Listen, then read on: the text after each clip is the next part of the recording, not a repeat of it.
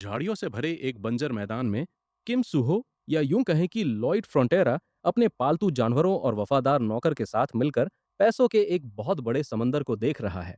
जमीन में अपना फावड़ा गाड़ते हुए लॉयड अपनी एबिलिटी एक्टिवेट करता है और उस विशाल मैदान को फ्यूचर की आलीशान इमारतों के एक झुंड में बदल देता है। ये कहानी है एक ऐसे सिविल इंजीनियर की जिसने इस मध्यकालीन दुनिया को पूरी तरह से बदल कर रख दिया। लेकिन उससे पहले चलिए कुछ साल पीछे चलते हैं। तुम्हें उस परम सत्ता द्वारा एक कैंडिडेट के रूप में चुना गया है। अब से तुम knights of blood and iron नाम के नॉवेल के एक किरदार बनोगे। अपनी आंखें खोलते ही किम सूहो को यही मैसेज मिला था और तुरंत ही उसे एहसास होता है कि वो उसी फैंटेसी नॉवेल की दुनिया में आ चुका है जिसे उसने पिछली रात पढ़ा था। लेकिन जमीन पर जागने की वजह से वो उलझन में है। वो ठंड से कांपते हुए उठता है क्योंकि सड़क पर सोने की वजह से उसका मुंह पूरी तरह से अकड़ चुका था। सिस्टम उसका मजाक उड़ाता है जिससे वो चिढ़ जाता है और लॉयड उसे मारने की कोशिश करने लगता है।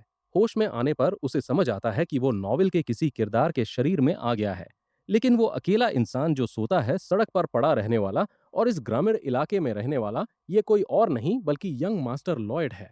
उसका बॉडीगार्ड जो उसे हर जगह ढूंढ रहा था, आखिरकार उसे ढूंढ ही लेता है। वो कोई और नहीं बल्कि इस नॉवेल का असली हीरो झावियर आजराहन है। हमारा हीरो उसे तुरंत पहचान लेता है क्योंकि वो दिखने में बिल्कुल नॉवेल के इलस्ट्रेशन जैसा ही था। नॉवेल में एक तलवारबाज के रूप में झावियर की शोहरत पूरे महाद्वीप पे फैली हुई थी। लेकिन शुरुआत में वो बस एक गुमनाम नाइट था जो देहात में काम करता था। जब हमारे हीरो को पता चलता है कि वो आवारा लॉयड बन चुका है तो वो ये देखकर बेहद चिढ़ जाता है। इस पर झावियर कहता है कि उसने उसे कभी आवारा नहीं कहा, लेकिन उसे खुशी है कि उसमें इतनी आत्म जागरूकता तो है। अपने परिवार की हवेली में झावियर अंगीठी को गर्म करते हुए पूछता है कि क्या लॉयड को सच में कुछ याद नहीं है कि क्या हुआ था, क्योंकि वो इतनी ज्यादा पी चुका था कि पूरी तरह होश खो बैठा था। उसने बार में तोड़फोड़ की और अपनी सूझबूझ से घर तो पहुंच गया, लेकिन रास्ते में ही बेहोश हो गया। हमारा हीरो ठंड से ठिठुरते हुए जमीन को देखता है। हालांकि ये गर्म है, लेकिन माहौल अभी भी बहुत ठंडा है, जैसा कि एक फैंटेसी मध्यकालीन दुनिया में उम्मीद की जाती है। जाने से पहले झावियर कहता है कि वो बार वाले हादसे की रिपोर्ट लॉयड के पिता को देगा और तभी उससे सवाल किया जाता है हमारे हीरो द्वारा उसके परिवार के कर्ज के बारे में। वो नॉवेल से पूरी कहानी जानता है जिसे उसने अपने अपार्टमेंट में एक ही रात में पढ़ डाला था। वो लॉयड के परिवार का अंजाम भी जानता है। बैरन और बैरनेस को धोखेबाजों ने मार डाला था और आवारा लॉयड खून की उल्टी करते हुए मरा था। हमारा हीरो इस बात पर भड़क जाता है कि लॉयड अब तक कैसी जिंदगी जी रहा था। ये तो कोरिया में उसकी पिछली जिंदगी से भी बदतर है। अगले दिन उसकी माँ पूछती है कि क्या उसने सच में कल रात बार में तोड़फोड़ की थी, और वो कहती है कि इस बार वो जाकर मालिक से माफी मांगे। हमारा हीरो सोचता है कि माफी तो इस शरीर के असली मालिक को मांगनी चाहिए, क्योंकि उसने खुद तो कुछ किया नहीं। फिर भी वो कहता है कि वो माफी मांग लेगा। उसकी ये बात सुनकर वो दोनों सच में डर जाते हैं। उन्होंने कभी सपने में भी नहीं सोचा था कि वो किसी से माफी मांगेगा। शहर में हसीस के साथ काम करने वाला एक आदमी लॉयड और उसका गार्ड कस्बे से गुजर रहे होते हैं, जो उससे इतना डरा हुआ है कि ठेले के पीछे छिप जाता है। असल में शहर के हर इंसान का यही हाल है। यहाँ तक कि बच्चों को भी उससे आंखें न मिलाने की हिदायत दी गई है। उसका सिर्फ वहां होना ही ग्रामीण को चिढ़ा देता है, लेकिन ये बात तो वो पहले से ही जानता है। वो सोचता है कि झावियर उसके पीछे क्यों आ रहा है। झावियर बताता है कि लॉर्ड ने उसे किसी भी नए हादसे को रोकने के लिए कहा है। संक्षेप में कहे तो वो वहां ग्रामीणों को लॉयड से बचाने के लिए है। हमारा हीरो सोचता है कि क्या उसे पहले अपनी इमेज सुधारने की कोशिश करनी चाहिए, लेकिन उससे भी जरूरी काम है ढेर सारा पैसा कमाना ताकि परिवार का कर्ज चुकाया जा सके और वो एक अच्छी जिंदगी का मजा ले सके। वो किसी ऐसे हैक की तलाश में सिस्टम को चेक करता है जिसका वो इस्तेमाल कर सके, लेकिन उसे सिर्फ दो बेकार एबिलिटीज ही मिलती हैं। झावियर पूछता है कि लॉयड आखिर जा कहाँ रहा है, क्योंकि वो दोनों तो पहले ही बार के सामने खड़े हैं। हमारा हीरो कहता है कि उसका ध्यान भटक गया था और उसे एहसास ही नहीं हुआ कि वे पहुंच चुके हैं। झावियर को अभी भी उसकी हरकतों पर पूरा शक है और उसे लगता है कि वो झूठ बोल रहा है। जैसे ही हमारा हीरो बार के अंदर कदम रखता है, झावियर को लगता है कि वो कल रात वाले इंसान से बिल्कुल अलग है, जैसे वो कोई और ही बन चुका हो। बार के अंदर का नजारा देखकर साफ पता चलता है कि कल रात लॉयड ने सच में वहां भारी तबाही मचाई थी। वो अपनी इस हरकत के लिए माफी मांगता है, लेकिन इससे बार का मालिक और भी ज्यादा चौकन्ना हो जाता है। ये देखकर कि इतनी तमीज से बात करने की वजह से बार का मालिक बुरी तरह डर गया है। वो थोड़ा अकड़ दिखाने की कोशिश करता है, पर लगता है कि उसकी माफी मांगने की तरकीब कुछ खास काम नहीं आई। बाहर आने पर झावियर कहता है कि बार के मालिक का माफी स्वीकार न करना बिल्कुल लाजमी है, क्योंकि उसने उसके उन सारे फर्नीचर और सजावट के सामान को तबाह कर दिया जिसे जुटाने में सालों लगे थे। वो कहता है कि बार का मालिक अब सिर्फ मुआवजा मिलने पर ही शांत होगा, जबकि हमारे हीरो के सिर पर तो पहले से ही परिवार का भारी कर्ज चढ़ा हुआ है। झावियर अपनी बात जारी रखते हुए बताता है कि सर्दियों की ठंड की वजह से बार के मालिक की मां की तबीयत और भी बिगड़ गई है। तभी इसी बात से हमारे हीरो के दिमाग में एक जबरदस्त आइडिया आता है, जैसे उसके दिमाग की बत्ती अचानक जल उठी हो। उसे याद आता है कि इस दुनिया में जमीन को गर्म रखने वाले हीटेड स्टोन स्लैब फ्लोर का कोई कॉन्सेप्ट ही नहीं है। अगर वो इस दुनिया में ऐसा कुछ बना दे तो वो यकीनन हाथों हाथ बिकेगा। ये एक ऐसा काम था जो असली लॉयड कभी नहीं कर पाता, लेकिन किम सुहो के नॉलेज के साथ ये बिल्कुल मुमकिन था। कोरिया में उसने सिविल इंजीनियरिंग की पढ़ाई की थी और यहाँ तक कि आर्मी में रहते हुए एक पूरा घर भी बनाया था। इस नए आइडिया से एक्साइटेड होकर वो झावियर से कहता है कि वो वापस बार में जा रहा है। पर जैसे ही वो मुड़ता है, उसे सिस्टम से एक नोटिफिकेशन मिलता है कि उसका असली सफर अब शुरू हो चुका है और अब उसे लोगों से आरपी पॉइंट्स कमाने होंगे। पहले तो उसे समझ नहीं आता कि इसका क्या मतलब है और वो सोचता है कि ये शायद एक्सपी जैसा ही कुछ होगा। लेकिन एक्सपी के उलट ये मॉन्स्टर्स को मारकर नहीं मिलता, बल्कि किरदारों के साथ अपने रिश्ते सुधारने से मिलता है। इसलिए वो इस मौके का फायदा उठाकर झावियर पर इसका टेस्ट करने का फैसला करता है। उसके साथ उसका इंप्रेशन लेवल -30 पर था, जो कि उसे बहुत ही कम लगता है। वो उसकी तारीफ करते हुए कहता है कि तुम काफी हैंडसम हो, लेकिन इससे तो इंप्रेशन और भी खराब हो जाता है, जो अब गिरकर -31 पर पहुंच चुका था। इसलिए उसे और ज्यादा गुस्सा दिलाने से बचने के लिए वो इस बात को यहीं छोड़ देता है और बार की तरफ बढ़ जाता है।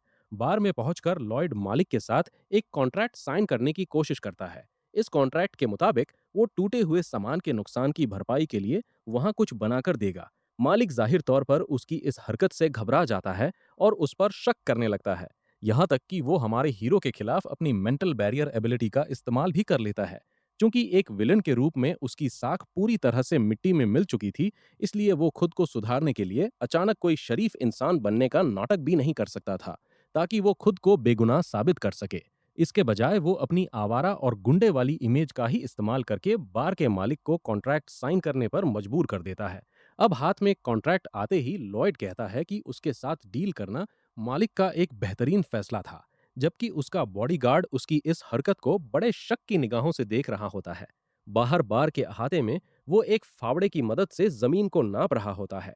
झावियर उससे पूछता है कि क्या वो बदमाशी का कोई नया तरीका आजमा रहा है, क्योंकि उसने बार के मालिक को डरा धमकाकर कॉन्ट्रैक्ट साइन करवाया है। हमारा हीरो कहता है कि तुम मुझे मेरे अतीत के हिसाब से जज कर रहे हो, लेकिन अब हालात बदल चुके हैं और आखिर में मैं सबके चेहरे पर मुस्कान लाकर ही रहूंगा। वो खुदाई शुरू करता है और सोचता है कि उनकी इसी मुस्कान की बुनियाद पर वो भविष्य में खूब सारा पैसा कमाने वाला है। वो गड्ढा खोदना और उसे समतल करना शुरू कर देता है और जमीन को चिकना बनाने के लिए उस पर कई बार वार करता है। फिर वो हवेली के गोदाम से लाई गई लकड़ी का इस्तेमाल करके घर का ढांचा तैयार करता है। एक हफ्ते बाद घर की बुनियाद लगभग तैयार हो जाती है। अब उसे बस नदी के किनारे की लाल मिट्टी से बाहरी हिस्सा तैयार करना था, लेकिन वो कोई कभी ना थकने वाली मशीन तो था नहीं और उसका शरीर अभी भी काफी कमजोर था। झावियर ये देखकर सच में हैरान था कि वो बार के मालिक के साथ किए गए अपने वादे को इतनी ईमानदारी से निभा रहा है। पूरी तरह थक जाने के बावजूद हमारा हीरो कहता है कि उसके पास आराम करने का वक्त नहीं है और वो अपना काम जारी रखता है।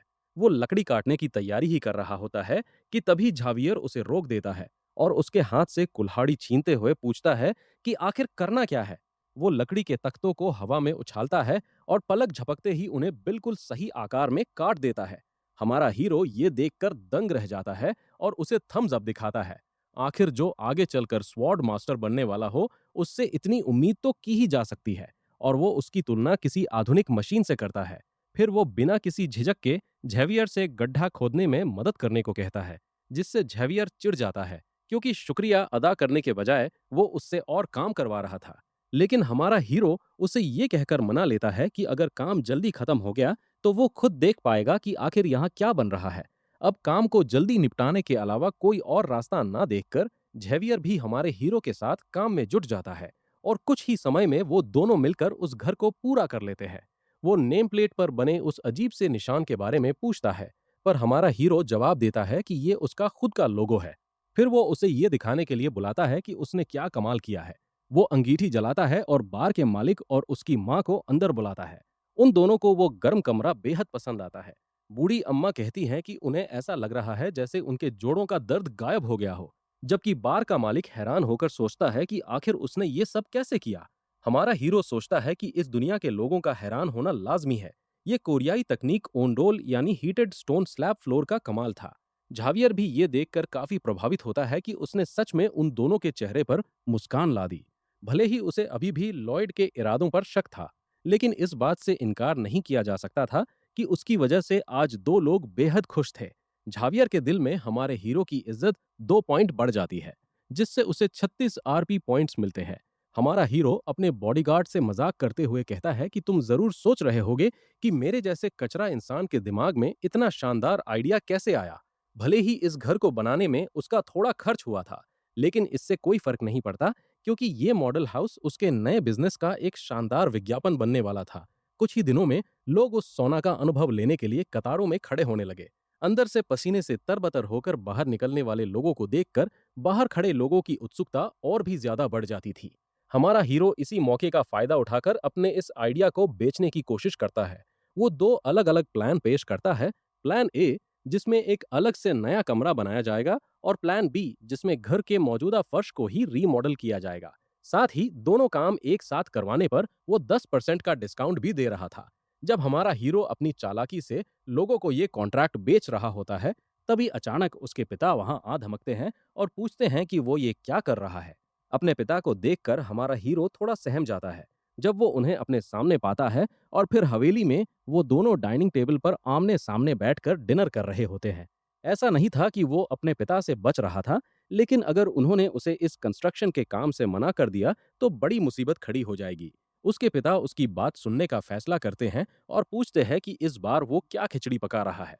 वो असली लॉयड की तरह बर्ताव करने की कोशिश करता है और कहता है कि उसने तो बस बार के मालिक के लिए एक हीटेड कमरा बनाया है। हालांकि उसके पिता को उस कॉन्ट्रैक्ट के बारे में पहले से ही सब पता था जो उसने उसके साथ किया था, और वो चेतावनी देते हैं कि लोगों से झूठ बोलना और उन्हें धोखा देना बर्दाश्त नहीं किया जाएगा। वो वहां से जाने के लिए कहता है, लेकिन उसके पिता पूछते हैं कि क्या वो परिवार के हालातों को लेकर परेशान है। वो आगे कहते हैं कि चिंता मत करो, वो जल्द ही इन हालातों को ठीक कर देंगे, और उसे सही रास्ते से न भटकने की सलाह देते हैं। ये सुनकर हमारे हीरो को अपनी पिछली जिंदगी याद आती है, जब उसने अपने पिता के मुंह से बिल्कुल यही शब्द सुने थे।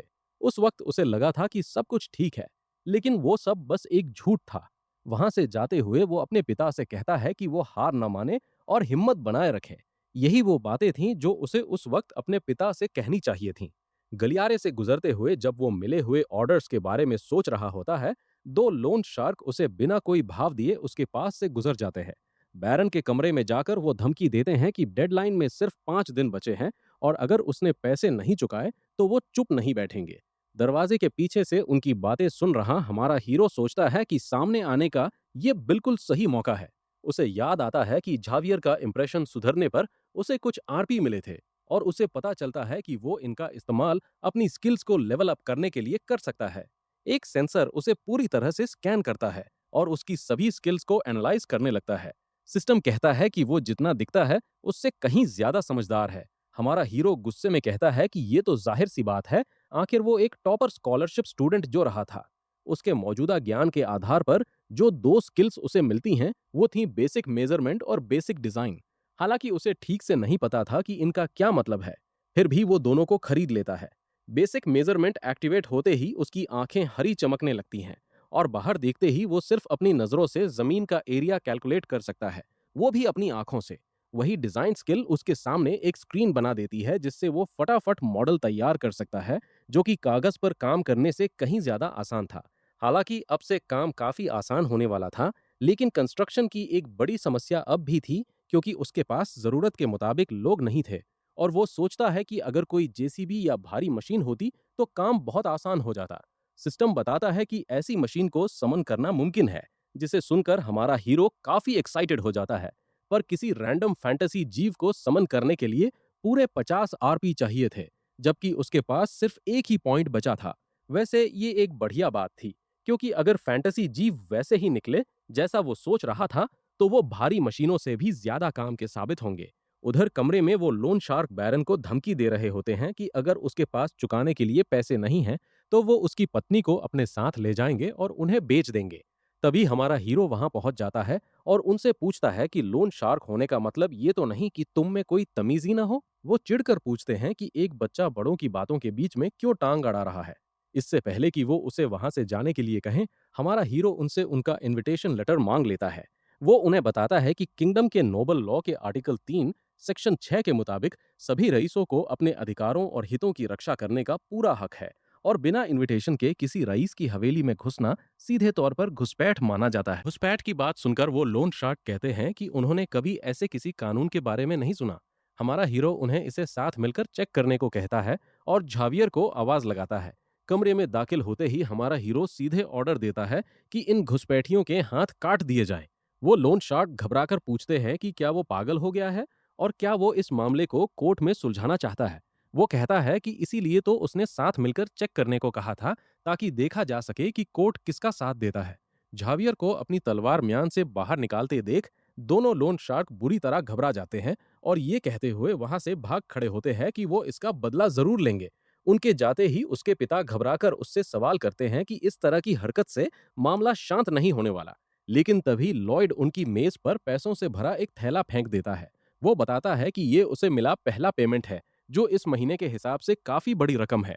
उसके पिता को लगता है कि वो लोगों से जबरन वसूली कर रहा है, लेकिन झावियर उन्हें भरोसा दिलाता है कि चिंता की कोई बात नहीं है, क्योंकि वो खुद यंग मास्टर पर नजर रख रहा है ताकि वो अपना वादा पूरा करे। झावियर को अपने बेटे पर भरोसा करते देख वो भी इस बार अपने बेटे पर यकीन करने का फैसला करते हैं। गलियारे में जाते ही झावियर उससे पूछता है कि उसे इस कानून के बारे में कैसे पता चला, क्योंकि वो तो उसे हमेशा एक जाहिल इंसान समझता था।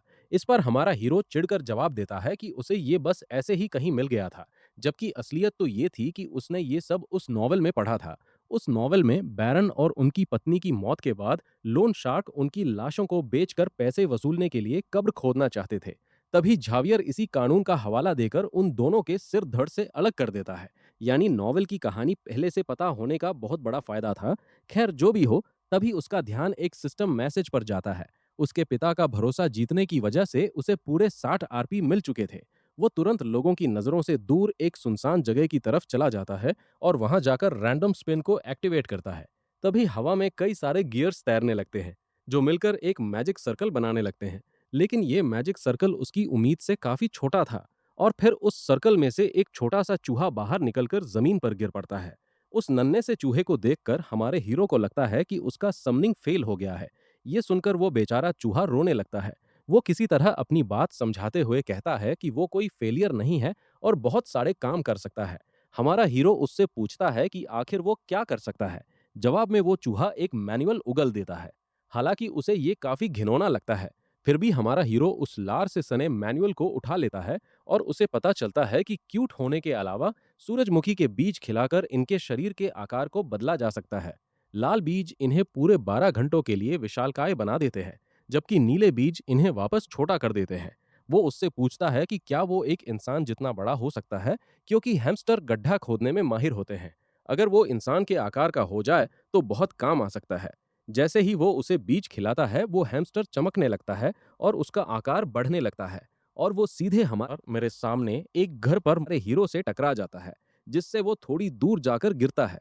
जो हैमस्टर पहले उसकी हथेली में समा सकता था, वो अब 10 मीटर से भी ज्यादा ऊंचा हो चुका था। इसके अलावा उसके पास खोदने की गजब की काबिलियत थी, जिससे वो पलक झपकते ही जमीन खोद सकता था। वो जमीन पर गोल गोल घूमकर उसे सख्त भी बना सकता था और अपने मुंह में ढेर सारी चीजें जमा भी कर सकता था। हमारा हीरो बेहद खुश था, क्योंकि अब उसकी भारी मशीनों वाली समस्या हल हो चुकी थी। लेकिन वो अचानक इस विशालकाय जीव को सबके सामने नहीं ला सकता था, क्योंकि इससे लोगों को शक हो जाता। इसीलिए उसने तय किया कि वो हर वक्त अपने साथ एक किताब रखेगा और खुद को समनिंग का जीनियस बताएगा। अगले दिन लॉयड अपने नारों के साथ मजदूरों को निर्देश दे रहा होता है। वो हर किसी से अपने पीछे दोहराने को कहता है, सुरक्षा सबसे पहले। इन 30 लोगों की टोली का काम करने का बिल्कुल मन नहीं था, भले ही उन्हें बिना काम किए भी पैसे मिल रहे थे। हमारा हीरो सोचने लगता है कि बैरन ने इन्हें पहले नौकरी से क्यों नहीं निकाला, पर यह उसके लिए अच्छा ही था, क्योंकि इससे उसका लेबर का एक्स्ट्रा खर्च बच रहा था। उन्हें मोटिवेट करने के लिए हमारा हीरो हाथ में मुट्ठी भर मिट्टी लेकर एक जबरदस्त भाषण देने लगता है। वो कहता है कि उसने पूरी रात जाग कर इसे खोदा है और उन्हें इसे कंस्ट्रक्शन साइट पर ले जाना चाहिए, जबकि असल में ये काम पेडांग ने सिर्फ 30 मिनट में किया था। पर इस भाषण के बाद भी उन लोगों पर कोई असर नहीं होता। वो सोचता है कि ये तो नॉर्मल बात है, क्योंकि काम करना भला किसे पसंद होता है। तभी सीनियर नाइट न्यूमन उसे बीच में ही टोक देता है और पूछता है कि उसने उसके सैनिकों को ये क्या फालतू काम सौंप दिया है। इस आदमी का वहां आना कुछ ऐसा था जिसकी उसे पहले से ही उम्मीद थी, क्योंकि वहां इस जागीर पर 3 नाइट्स रहते थे, न्यूमन, बायरन और झावियर। और नॉवेल की शुरुआत में बायरन और झावियर जागीर के तबाह होने तक वफादार रहे थे, लेकिन उसके सामने खड़ा ये आदमी बैरन को धोखा देने वाला सबसे पहला शख्स था। लॉयड उससे पूछता है कि वो यहाँ क्या कर रहा है, जिस पर वो कहता है कि उसे यकीन नहीं हो रहा कि वो उसके सैनिकों से ऐसा घटिया काम करवा रहा है, और नाइट्स का हेड होने के नाते वो ये बर्दाश्त नहीं कर सकता। हमारा हीरो कहता है कि उसने इसके लिए लॉर्ड से मंजूरी ली है, लेकिन वो पुरानी बातों को बीच में ले आता है और अड़ जाता है कि हमारा हीरो सैनिकों का इस्तेमाल अपने निजी फायदे के लिए कर रहा है। लॉयड उससे सीधे पूछता है कि क्या वो मार खाना चाहता है, और बस इतना सुनते ही वो आदमी बुरी तरह भड़क जाता है। फिर वो पहले हमला करते हुए सीधे उसके चेहरे पर धूल फेंक देता है। ये नज़ारा देखकर वहां मौजूद हर कोई हैरान रह जाता है, जबकि वो गार्ड पूछता है कि क्या उसने सच में एक नाइट के रूप में अपनी साख मिट्टी में मिलाने की कोशिश की है। हमारा हीरो उसकी बात को अनसुना करने का नाटक करता है और फिर उसे तुरंत एक द्वंद्व युद्ध यानी ड्यूअल के लिए चुनौती दे देता है। हवेली वापस लौटने पर झावियर उससे पूछता है कि क्या उसे न्यूमन को हराने का पूरा भरोसा है। उसके विरोधी के पास माना हार्ट है और वो एक स्वॉर्ड स्पेशलिस्ट के रूप में भी जाना जाता है, जबकि हमारा हीरो तो बस एक निकम्मा है, तो वो उससे जीतने के बारे में सोच भी कैसे सकता है। लॉयड के चिढ़ाने पर झावियर चिढ़ जाता है और अपनी तलवार से उस पर वार करने ही वाला होता है। वो उसके इरादों को समझने की कोशिश करता है, पर उसकी हर हरकत बेहद अजीब होती है। अपनी नाक में उंगली करने के बाद वो झावियर से उसे तलवारबाजी सिखाने के लिए कहता है। झावियर साफ मना कर देता है कि वो उसके जैसे इंसान को कभी तलवारबाजी नहीं सिखाएगा, क्योंकि उसके जैसे खराब कैरेक्टर वाले लोग इसका इस्तेमाल दूसरों को नुकसान पहुंचाने के लिए कर सकते हैं। हमारा हीरो पहले से जानता था कि वो इतनी आसानी से नहीं मानेगा, इसलिए वो उसकी अनिद्रा यानी इंसोम्निया की बीमारी को ठीक करने का सौदा करता है। झावियर हैरान रह जाता है कि उसे इस बारे में कैसे पता चला, जैसे वो मन ही मन खुद को जवाब दे रहा हो। हमारा हीरो कहता है कि उसने ये सब नॉवेल में पढ़ा था। नॉवेल में नाइट्स की रैंकिंग 4 लेवल्स में बंटी है। झावियर का लेवल एक्सपर्ट स्वॉर्ड्समैन का है, और वो जल्द ही सबसे ऊंचे लेवल यानी मास्टर स्वॉर्ड्समैन पर पहुंचने वाला है। और उसके न सो पाने की वजह उसके सुपर ह्यूमन नर्व्स हैं। वो मान जाता है लॉयड के साथ इस कॉन्ट्रैक्ट के लिए, लेकिन वो तलवारबाजी तभी सिखाएगा जब वो उसे सुला पाएगा। और वो कहता है कि उसने अपनी अनिद्रा को दूर करने के लिए कॉग्निटिव बिहेवियरल थेरेपी, हर्बल दवाओं और एरोमा थेरेपी जैसे कई तरीके आजमाए हैं। पर यह सब कहने के कुछ ही मिनटों बाद वो अपने तकिए को गले लगाकर किसी बच्चे की तरह गहरी नींद में सो रहा था। वो तरीका जो हमारे हीरो ने उसे सुलाने के लिए इस्तेमाल किया था, वो बिल्कुल क्लासरूम के टीचर्स जैसा था। उसने इतनी बकवास की कि एक वक्त पर आकर वो खुद ब खुद सो गया। अब जब उसने अपनी तरफ का सौदा पूरा कर दिया था, तो उसकी सारी तलवारबाजी की तकनीकें अब उसकी होने वाली थीं। अगले दिन झावियर एक अच्छी और सुकून भरी नींद लेकर बिल्कुल तरोताजा महसूस कर रहा था, और वो हमारे हीरो को 50 चक्कर लगाकर ट्रेनिंग शुरू करने को कहता है। और हैरानी की बात यह थी कि वो बिना किसी शिकायत के दौड़ने लगता है। वो एक चक्कर पूरा करता है और कहता है कि उसे ये काम बिल्कुल पसंद नहीं है, लेकिन दूसरे चक्कर तक आते आते वो पूरी तरह बदल जाता है। और झावियर मन ही मन सोचता है कि उसने वाकई उम्मीद नहीं की थी कि वो बिना किसी शिकायत के ये करेगा। तीसरे चक्कर तक वो उसकी चाल को समझ जाता है और कहता है कि वो जरूर कुछ ऐसा कहने वाला था कि तुम्हारे पास इसके लिए कोई टैलेंट नहीं है, ताकि वो ट्रेनिंग से बच सके। जब वो झावियर को पूरी तरह से परेशान कर रहा होता है, तभी उसे एक ऐसी स्किल मिलती है जो उसे खुद को ही मारने के लिए कहती है, पर वो सिस्टम से उसे हटाने को कह देता है। ये कहना झूठ होगा कि वो थका नहीं था, लेकिन उसकी पिछली जिंदगी के सामने ये थकान कुछ भी नहीं थी। वहां उसका कोई परिवार नहीं था, और वो हर दिन बिल्कुल अकेला जागता था। काम पर वो रोजाना एक बिल्डिंग की चौथी मंजिल तक भारी ईंटें चढ़ाया करता था, और रात के वक्त वो ट्रकों से सामान उतारने का काम करता था। ये सब वो सिर्फ जिंदा रहने के लिए कर रहा था, इस उम्मीद में कि एक दिन सब कुछ ठीक हो जाएगा। उस दर्द और लाचारी के मुकाबले ये ट्रेनिंग तो कुछ भी नहीं थी। उसकी ये लगन और ईमानदारी देखकर झावियर उसे अपनी तलवारबाजी की तकनीक सिखाने का फैसला करता है। उधर हवेली में न्यूमन बैरन से बात कर रहा होता है। बैरन इस बात से काफी निराश हैं कि उनके बेटे ने उस शख्स का अपमान करने की हिम्मत की जिसने इतने लंबे समय से उनके परिवार की रक्षा की है। उन्हें उम्मीद थी कि वो समझदार हो रहा है, लेकिन ऐसा लगता है कि उनसे बड़ी भूल हो गई। वो कहते हैं कि इस द्वंद्व को न रोकना उनका फर्ज है, लेकिन वो न्यूमन से उसे ज्यादा चोट न पहुंचाने की गुजारिश करते हैं क्योंकि वो आखिरकार इस जागीर का वारिस है। न्यूमन उनकी बात मान तो लेता है, लेकिन उसके असली इरादे कुछ और ही थे। वो लड़ाई के दौरान ही उसे जान से मारने की प्लानिंग कर रहा था, और अगर बैरन ने इस पर कोई ऐतराज जताया तो वो उन्हें और उनकी पत्नी को भी मारकर इसे खुदकुशी का रूप दे देगा, बिल्कुल अपनी प्लानिंग के मुताबिक। 1 महीने बाद आखिरकार वो बहुप्रतीक्षित मुकाबला शुरू होता है। बैरन और बैरनेस अपने नौकरों के साथ बड़ी चिंता से ये मुकाबला देख रहे होते हैं। न्यूमन हमारे हीरो से पूछता है कि क्या वो तैयार है। हाथ में सिर्फ एक फावड़ा पकड़े हुए वो कहता है कि मार खाने के लिए तैयार हो जाओ। बाहर से इस लड़ाई को देख रहा हर कोई हैरान था कि क्या वो सच में एक फावड़े से लड़ने जा रहा है। झावियर बताता है कि उसने खुद लोहार से कहकर इसे खास तौर पर बनवाया है। उसके पिता बेहद निराश होते हैं। उन्हें लगता है कि वो इतने गंभीर मामले में भी मजाक कर रहा है, लेकिन झावियर, जो पिछले 1 महीने से उसकी हर हरकत पर नजर रख रहा था, उसे पूरा यकीन था कि वो सिर्फ मजाक नहीं कर रहा है। सुबह सुबह वो बिना किसी शिकायत के बेसिक ट्रेनिंग करता, फिर कंस्ट्रक्शन साइट पर जाकर लोगों को अंदाल के बारे में सिखाता, और फिर रात को सोने से पहले तक तलवारबाजी की प्रैक्टिस करता था। जो इंसान 1 महीने तक इतनी कड़ी मेहनत कर सकता है, वो मजाक तो बिल्कुल नहीं करेगा। झावियर को पूरा भरोसा था कि वो इस लड़ाई को लेकर गंभीर है। बैरन दोनों के बीच मुकाबला शुरू करने का इशारा करते हैं, और हमारा हीरो एक बेहद साधारण और कमजोर स्टांस के साथ लड़ाई की शुरुआत करता है। न्यूमैन, जो पहले से ही उससे बुरी तरह चिढ़ा हुआ था, वो सबसे पहले हमला करता है, लेकिन उसके पहले ही वार को रोक लिया जाता है। उसके पिता और झावियर दोनों ये देखकर हैरान रह जाते हैं कि उसने हमले का इतनी आसानी से बचाव कर लिया, और ये सिर्फ कोई किस्मत का खेल नहीं था, क्योंकि वो लगातार होने वाले हर हमले को बड़ी खूबी से रोकता जा रहा था। झावियर उसके मूवमेंट्स की गजब की फुर्ती देखकर दंग रह जाता है। ये बिल्कुल वैसी ही तकनीक थी जिसे सालों की मेहनत के बाद निखारा गया हो। असल में इसे मॉडर्न कॉम्बैट यानी संगीन से हमला करना कहते हैं, जो हर कोरियन लड़के को आर्मी में सिखाया जाता है। यहाँ तक कि हथियार के तौर पर फावड़े का इस्तेमाल करना भी कोई तुक्का नहीं था, क्योंकि इससे वो खुद का बचाव तो कर ही सकता था, साथ ही वो इससे हमला भी कर सकता था। इस मुकाबले के लिए हमारा हीरो पूरे 100% तैयारी के साथ आया था, जिसमें पहली तैयारी थी उसका फावड़ा, दूसरी थी बेसिक तलवारबाजी की तकनीक, और आखिरी थी खुदाई के लिए टूल सिंक्रोनाइजेशन की एबिलिटी। वो झावियर और अपने माता पिता की बदौलत ही इस एबिलिटी को खरीदने में कामयाब हो पाया था। तभी न्यूमैन दिखाता है कि वो आखिर क्यों बैरन का एक खास योद्धा है। वो अपने मैना का इस्तेमाल करके उसके फ्लो को तेजी से बढ़ाना शुरू कर देता है, हार्ट से।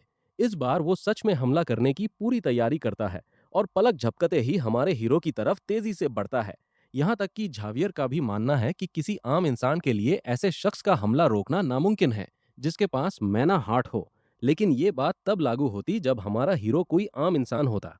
हालांकि न्यूमैन ने जान से मारने के इरादे से अपनी पूरी ताकत से हमला किया था, फिर भी हमारा हीरो उसकी तलवार को रोकने में कामयाब हो जाता है।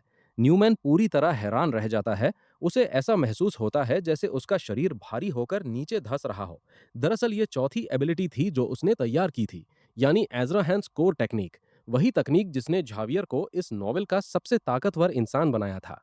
न्यूमैन को एहसास होता है कि उसके हमले का सारा मैना सोख लिया गया है, इसलिए वो तुरंत अपनी तलवार पीछे खींचता है। लेकिन हमारा हीरो इसी मौके का फायदा उठाकर सीधे उसके चेहरे पर एक जोरदार वार कर देता है। ये वार इतना जबरदस्त था कि न्यूमन का एक दांत टूटकर हवा में उड़ जाता है, और तभी उस पर एक और जोरदार हमला होता है। वहां मौजूद हर कोई ये देखकर दंग रह जाता है। सब सन्न रह जाते हैं। लॉयड सच में ये मुकाबला जीतने में कामयाब रहा। उसके पिता इस मुकाबले को यहीं खत्म कर देते हैं। लेकिन लॉयड का गुस्सा शांत करने के लिए इतना काफी नहीं था। वो जमीन पर गिरे हुए न्यूमन को लगातार पीटना जारी रखता है। ये देखकर उसके पिता गुस्से में आ जाते हैं और उसे एक योद्धा के सम्मान को ठेस न पहुंचाने के लिए कहते हैं। कुछ सैनिक भी ये कहते हुए उसे रोकने की कोशिश करते हैं कि मुकाबला अब खत्म हो चुका है। तभी परिवार का दूसरा योद्धा कहता है कि ये लड़का तो बिल्कुल बेकाबू हो चुका है। लॉयड दावा करता है कि वो अब शांत हो चुका है, और सैनिकों से उसे छोड़ने के लिए कहता है।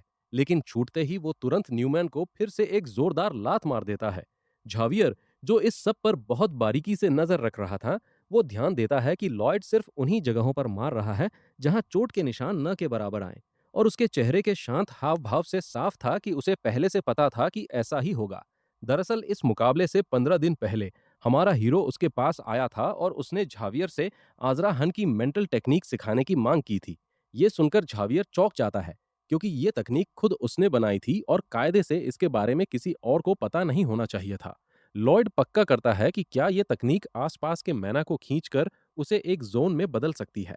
झावियर हैरान होकर पूछता है कि उसे इस तकनीक के बारे में कैसे पता चला, लेकिन हमारा हीरो बिना किसी शर्म के झूठ बोल देता है कि झावियर ने नींद में इसके बारे में बात की थी। झावियर कहता है कि वो ये तकनीक नहीं सिखा सकता क्योंकि ये अभी अधूरी है, लेकिन हमारा हीरो दावा करता है कि वो इसे पूरा कर सकता है। वो समझाता है कि अगर वो बाहर के मैना को सोख कर उसे सीधे मैना हार्ट में डाल देगा, तो मैना हार्ट उसे रिजेक्ट कर देगा और वो धमाके के साथ बाहर निकल जाएगा, क्योंकि वे आपस में मिक्स नहीं होते। इसलिए उसे इस मैना को अलग से इकट्ठा करना चाहिए और फिर उसे मैना हार्ट के चारों तरफ घुमाना चाहिए। झावियर को लगता है कि ये सच में मुमकिन हो सकता है और वो पूछता है कि उसके दिमाग में ये आइडिया आया कैसे। लेकिन हमारा हीरो बड़ी ही ढिठाई से कहता है कि उसने बस अंदाजा लगाया था कि ये काम कर जाएगा। उस दिन झावियर आखिरकार उस तकनीक को पूरा करने में कामयाब रहा, जिसके लिए वो काफी समय से परेशान था, और पहली ही कोशिश में वो 3 सर्कल बनाने में सफल रहा। लॉयड कहता है कि वो कोई मना हार्ट नहीं बनाना चाहता, वो तो बस इसका सोखने वाला हिस्सा सीखना चाहता है, ताकि वो जिस भी चीज को छुए उसके मैना को सोख सके। चूंकि उसने ये एबिलिटी सीख ली थी, इसलिए झावियर को पूरा भरोसा था कि वो जीत जाएगा, और आखिरकार लॉयड ने न्यूमैन को हरा ही दिया। उसके पिता एक बार फिर उसे रुकने के लिए कहते हैं और न्यूमैन के एक युद्ध होने की साख की बात करते हैं, लेकिन लॉयड उनसे कहता है कि वो पहले मेजपोश के नीचे देखें और फिर बताएं कि क्या ये आदमी सच में एक योद्धा कहलाने के लायक है। वहां उन्हें कई चिट्ठियां मिलती हैं, और जब वो उन्हें पढ़ते हैं तो उसमें जायदाद के हालात से लेकर बैरॉन की पसंद नापसंद और नकली दस्तावेज बनाने के तरीके तक सब कुछ लिखा था। इन चिट्ठियों में वो सारी जानकारियां थीं जो न्यूमैन ने अब तक दूसरों के साथ शेयर की थीं। न्यूमैन हैरान था कि आखिर लॉयड को ये चिट्ठियां मिलीं कैसे, क्योंकि उसने तो इन्हें दीवार के अंदर छिपा कर रखा था। पर नॉवेल पढ़ने की वजह से लॉयड को पहले से ही पता था कि वो कहाँ छिपी हैं, इसलिए उसने अपने हैमस्टर को उन्हें निकालने के लिए भेजा था। वो देखता है कि उसके पिता ये सब देखकर पूरी तरह सदमे में है। नॉवेल में उसके पिता को एक दयालु इंसान बताया गया था, लेकिन हमारे हीरो की डिक्शनरी में दया और हमदर्दी जैसे शब्द ही नहीं थे। वो इस धोखेबाज से पीछा छुड़ाने का एक तरीका सुझाता है। वो कहता है कि न्यूमन के सिर पर खूंखार चूहे फेंक कर उसे अपनी जमीन से बाहर निकाल देना चाहिए, या फिर उसे एक मामूली योद्धा बनाकर अपने गुनाहों पर पछताने का मौका देना चाहिए। लोग इस बात से हैरान थे कि वो उस पर चूहे क्यों फेंकना चाहता है, क्योंकि एक मामूली चूहा न्यूमैन का क्या ही बिगाड़ लेता। उसके पिता और आसपास के लोगों को ये काफी समझदारी भरा और उदार फैसला लगता है, हालांकि ये थोड़ा अजीब और खतरनाक भी था। उसके पिता इस सजा के लिए मान जाते हैं और न्यूमैन से पूछते हैं कि क्या उसे इस पर कोई ऐतराज है। जाहिर है न्यूमैन मना नहीं करता और इस रहमदिली के लिए उनका शुक्रिया अदा करता है। लेकिन क्या किसी गुनहगार के साथ अच्छा बर्ताव करने से वो सच में सुधर जाता है और उस रहम की कद्र करता है, या फिर वो दूसरों को अपने इशारों पर नचाने के लिए और भी ज्यादा उतावला हो जाएगा और ये सोचेगा कि इस शराफत का फायदा कैसे उठाया जाए।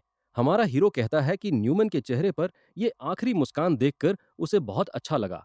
फिर वो अपने पालतू जानवर को खाने के लिए एक लाल सूरजमुखी का बीज देता है और कहता है कि माफी मांगने का इससे बेहतर तरीका और कोई नहीं हो सकता। हवा में उछाला गया वो चूहा अचानक एक विशालकाय रूप ले लेता है और सीधे न्यूमन के ऊपर जा गिरता है, जिससे शायद उसकी जान ही चली जाती है। इसी के साथ उनकी जमीन का वो सड़ा हुआ सेब आखिरकार हमेशा के लिए खत्म हो जाता है। अगले दिन उसका हैमस्टर शहर के बीचों बीच एक रास्ता खोदने लगता है। झावियर पूछता है कि वो ये क्या कर रहा है, तो लॉयड जवाब देता है कि वो सड़क बनाने के लिए रास्ता तैयार कर रहा है। इंजीनियरिंग यूनिट के जो लोग पहले काम करने से कतराते थे, वो अब अचानक बहुत फुर्ती से काम करने लगे थे। वो बताता है कि पुराने जमाने में रोंग नाम का एक शहर था, जहाँ के लोगों को सड़कों से बहुत लगाव था, और उन्होंने एपियन वे नाम का एक पूरा रोड सिस्टम ही बना डाला था। वो भी कुछ ऐसा ही बनाना चाहता है, एक ऐसी सड़क जो बैरन के घर से लेकर पूर्वी तट तक जाती हो। झावियर फिर से सवाल करता है कि वो सड़क क्यों बना रहा है, लेकिन हमारा हीरो उसे बस चुपचाप देखने और सड़कों की बढ़ती हुई अहमियत को समझने के लिए कहता है। लेकिन झावियर को ये सब बहुत अजीब लगता है, इसलिए वो पूछ बैठता है कि उसने अचानक ये सब करना कहाँ से सीखा। वो पूछता है कि क्या वो सच में उसका छोटा मालिक लॉयड ही है। जब हमारे हीरो ने नॉवेल में इस लड़के के बर्ताव के बारे में पढ़ा था, तो वो जानता था कि ऐसा कुछ हो सकता है, क्योंकि झावियर ऐसा इंसान था जो जरा सा बदलाव देखते ही तुरंत अपनी तलवार खींच लेता। इसलिए वो लॉयड की तरह नाटक करने लगता है और दावा करता है कि उसने बिना किसी को बताए पढ़ाई की थी। और जब उससे पूछ न जाए कि वो तो बस शराब में डूबा रहता था, तो वो कहता है कि झावियर सारा दिन उस पर नजर नहीं रखता था, इसलिए उसे क्या पता कि वो पढ़ाई कर रहा था या नहीं। फिर झावियर पूछता है कि वो इस समनिंग को कैसे समझाएगा, क्योंकि 20 साल के तजुर्बे वाले जादूगरों के लिए भी ऐसा करना बहुत मुश्किल होता है। इस पर हमारा हीरो पलट कर पूछता है कि फिर तुम खुद महज 20 साल की उम्र में मैना का इतने अच्छे से इस्तेमाल कैसे कर लेते हो, और कहता है कि अगर तुम एक जीनियस हो तो मैं क्यों नहीं हो सकता। झावियर के पास इस बात का कोई जवाब नहीं होता और वो चुप हो जाता है। इसी मौके का फायदा उठाकर हमारा हीरो वहां से जितनी जल्दी हो सके रफू चक्कर हो जाता है।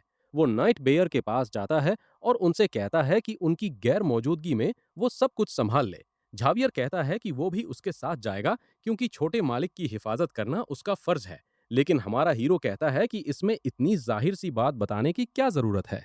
जब झावियर पूछता है कि वे कहाँ जा रहे हैं, तो वो जवाब देता है कि वे एक दूर दराज के इलाके में अपना बकाया कर्ज वसूलने जा रहे हैं। रूने की जागीर के एक छोटे और दूर दराज के कस्बे में थोड़ से आया वो रियल एस्टेट का धोखेबाज बहुत परेशान था, क्योंकि उसने जुए में बहुत सारे पैसे गंवा दिए थे।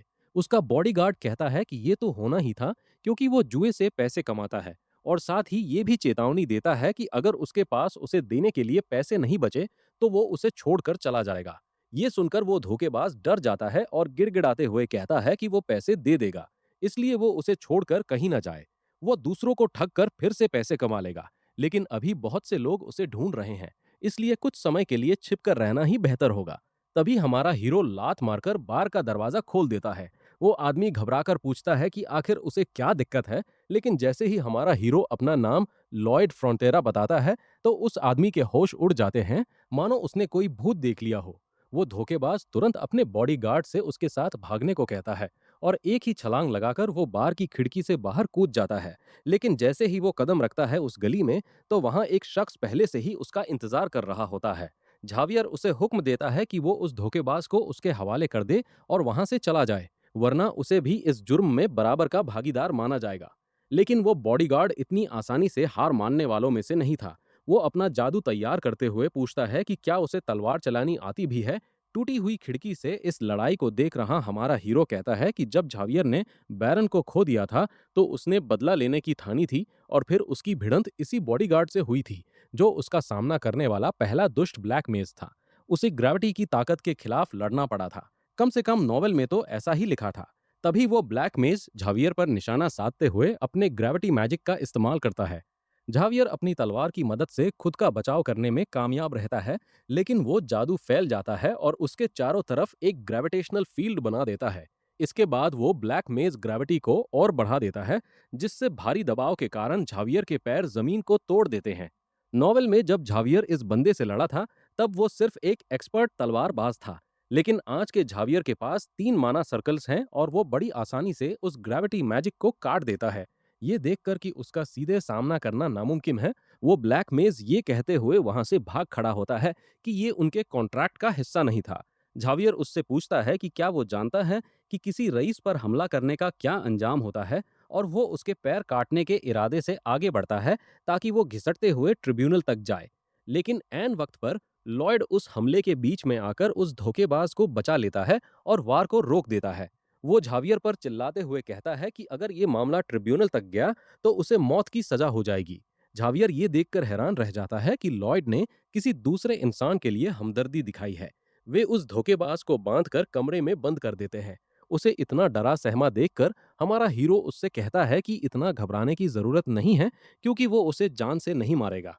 आखिरकार अगर उसने ऐसा किया तो जिन लोगों का इस पर कर्ज है, वे हंगामा खड़ा कर देंगे। वो धोखेबाज पूछता है कि क्या हमारा हीरो उसे माफ कर देगा, तो लॉयड जवाब देता है कि वो इस मामले को ट्रिब्यूनल तक नहीं ले जाएगा, लेकिन बदले में उसे पैसों का मुआवजा चाहिए। लेकिन चूंकि उसके पास देने के लिए पैसे नहीं हैं, इसलिए हमारे हीरो के पास उसे माफ करने का एक दूसरा रास्ता है। उसे बस इस कॉन्ट्रैक्ट पर दस्तखत करने होंगे और काम खत्म। वो धोखेबाज पूछता है कि ये किस तरह का कॉन्ट्रैक्ट है, तो हमारा हीरो कहता है कि ये तो बस एक मामूली मजदूर का कॉन्ट्रैक्ट है, और हाँ, उसे सैलरी भी मिलेगी, लेकिन भारी कर्ज की वजह से उसकी सैलरी का 80% हिस्सा कर्ज चुकाने में जाएगा, और ये सिलसिला अगले 502 सालों तक चलेगा। ये सुनकर उस धोखेबाज और झावियर दोनों के ही होश उड़ जाते हैं। अब ये साफ हो चुका था कि हमारा हीरो वहां कोई हमदर्दी दिखाने या उसे माफ करने नहीं आया था। हमारा हीरो मन ही मन सोचता है कि वो इतना पागल नहीं है जो अपने कर्जदार को जान से मार दे। वो तो उसकी आखिरी सांस तक उसके खून पसीने की एक एक पाई चूस लेगा। वो धोखेबाज पूछता है कि वो इतना नाइंसाफी भरा कॉन्ट्रैक्ट कैसे बनवा सकता है। लेकिन जब हमारा हीरो उसे ट्राइब्यूनल ले जाने की धमकी देता है, तो वो बिना देर किए तुरंत उस कॉन्ट्रैक्ट पर दस्तखत कर देता है। शहर वापस लौटते वक्त गाड़ी में वो धोखेबाज अब भी बंधा हुआ था। जावियर कहता है कि इस आदमी से मिले पैसों की वजह से अब उन्हें कुछ महीनों तक ब्याज की चिंता नहीं करनी पड़ेगी। पर हमारा हीरो उसे टोकते हुए कहता है कि वो इन सारे पैसों को मजदूरों पर खर्च करेगा, क्योंकि सिर्फ 30 सैनिक काफी नहीं है। कुछ दिनों बाद हमारा हीरो नए लोगों को काम पर रखने लगता है। वहां लोगों की इतनी लंबी लाइन लगी थी जो कई मीटर तक फैली हुई थी। वो झावियर से पूछता है कि क्या ये लोग वाकई उससे नफरत करते हैं। झावियर को यकीन था कि वो नफरत करते हैं, लेकिन एंडाल को कम दाम में बेचने और गद्दार को कड़ी सजा देने की वजह से लोग अब उसे भरोसेमंद और काबिल समझने लगे थे। लाइन में खड़ा एक आदमी पूछता है कि कॉन्ट्रैक्ट पर कहाँ दस्तखत करने हैं, पर वो पहले हमारे हीरो का शुक्रिया अदा करता है, क्योंकि सर्दियों में उसके बेटे को बहुत ठंड लगती थी। लेकिन अब उनकी वजह से उसे इस बात की कोई फिक्र नहीं है इस साल। ये सुनकर हमारे हीरो को थोड़ी शर्मिंदगी महसूस होती है, क्योंकि वो तो बस अपना लालच पूरा कर रहा था।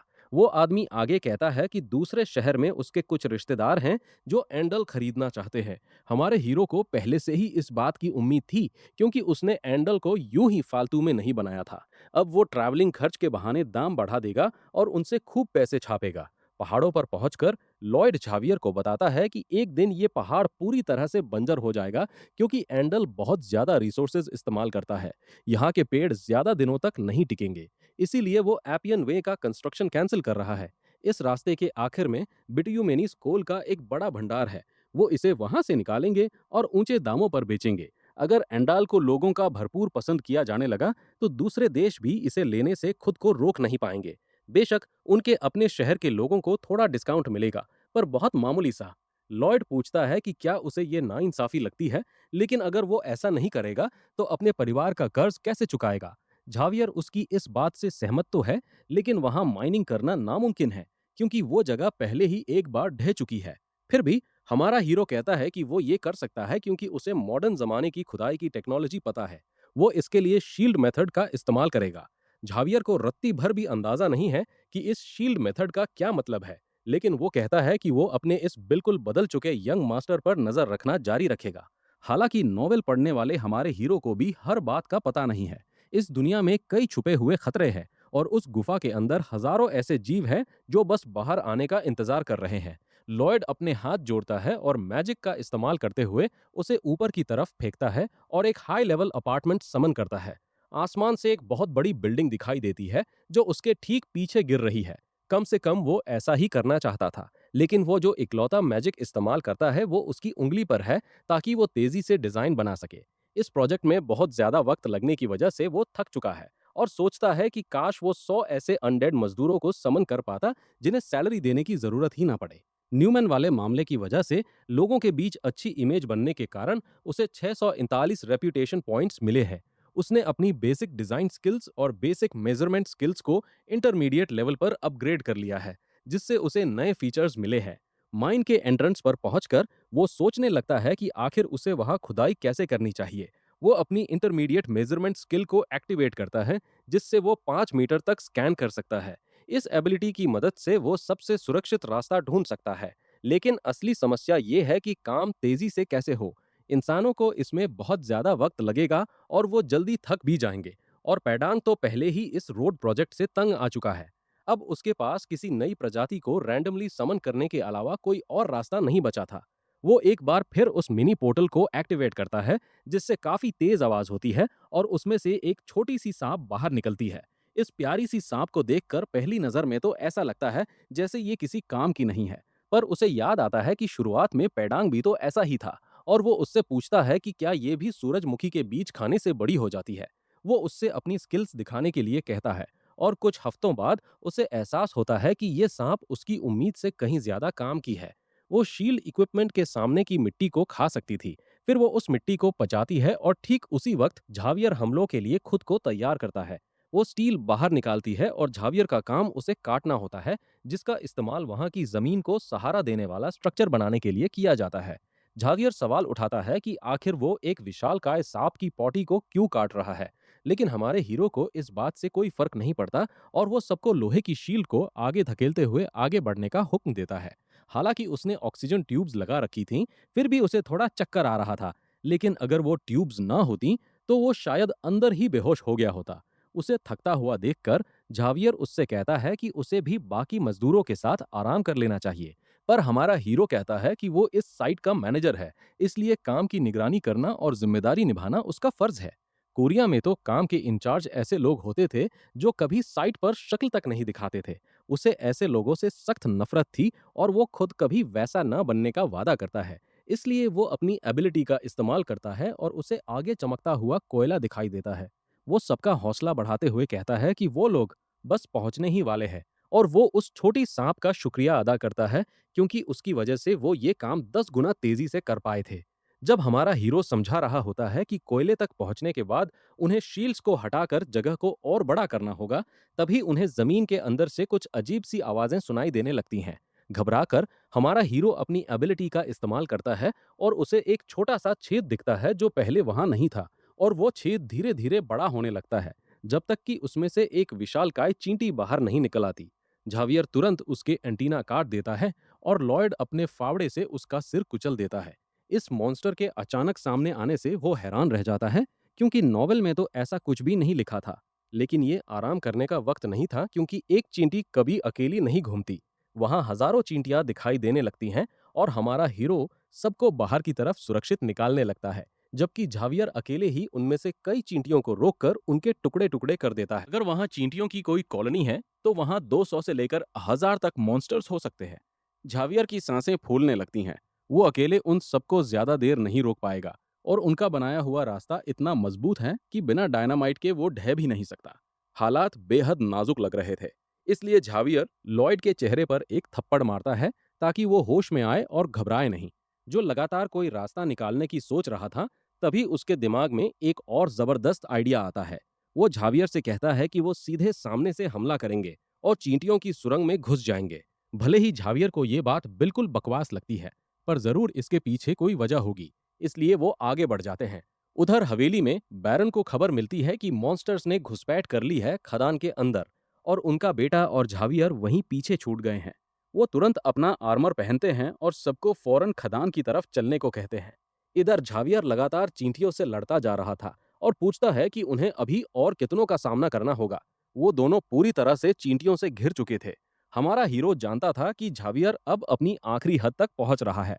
वो जमीन के नीचे कहीं मीथेन गैस का पता लगाने के लिए अपनी एबिलिटी का इस्तेमाल करता है, क्योंकि वो जानता था कि अगर वो मिल गई तो वो इन चींटियों का सफाया करने के लिए एक बहुत बड़ा धमाका कर सकते हैं। वो गैस का पता लगाने में कामयाब हो जाता है और मीथेन गैस को बाहर निकालने के लिए खुदाई शुरू कर देता है, जबकि झावियर उसे कवर दे रहा था।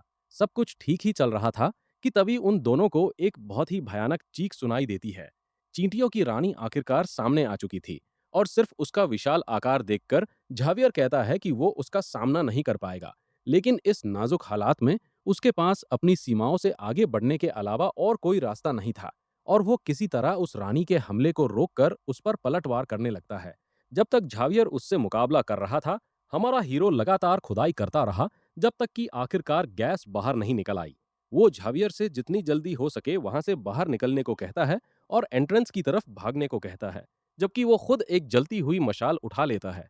वो लाशों से भरी उस सुरंग से होकर तेजी से भागते हैं और जब वो आखिरकार काफी सुरक्षित दूरी पर पहुंच जाते हैं, तो वो जलती हुई मशाल को उस गैस लीक की तरफ फेंक देता है। चींटियों की रानी उन पर हमला करने की कोशिश करती है, लेकिन तभी वो गैस की वजह से हुए एक जबरदस्त धमाके की चपेट में आ जाती है।